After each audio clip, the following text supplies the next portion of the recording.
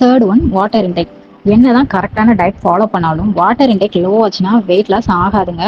சில பேர் proper diet and proper work அவுட்லாம் பண்ணுவாங்க, பட் புவர் வாட்டர் இன்டேக்னால வெயிட் லாஸ் ஆகாது.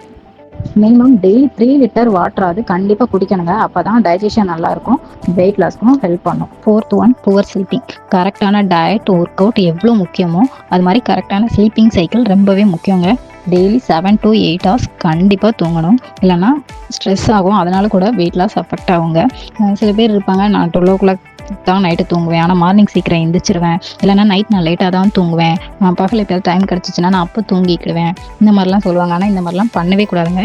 இப்படிலாம் பண்ணால் வெயிட் லாஸ் ஆகவே ஆகாது, நமக்கு வந்து ரொம்ப ஸ்ட்ரெஸ் தான் ஆகும். இதனால் நமக்கு வந்து வெயிட் இன்னும் கூட இன்க்ரீஸ் ஆயிரும். ஸோ இந்த மாதிரிலாம் பண்ணக்கூடாது. ஒரு கரெக்டான ஸ்லீப்பிங் வந்து கண்டிப்பாக வந்து 8 hours நம்ம வந்து கரெக்டான ஸ்லீப்பிங் சைக்கிளில் தூங்கும் போது மட்டும்தான் நமக்கு வெயிட் லாஸ்க்கு கண்டிப்பாக ஹெல்ப் பண்ணுங்க. இதுக்கு மேலே உங்களுக்கு வெயிட் லாஸை பற்றி ஏதாவது டவுட் இருக்குது, ஏதாவது கேட்கணும், ஏதாவது தெரிஞ்சுக்கணும் அப்படின்னு நீங்கள் நினச்சிங்கன்னா கீழே இருக்க வாட்ஸ்அப் நம்பருக்கு மெசேஜ் பண்ணுங்கள், இல்லைனா டிஎம் பண்ணுங்கள்.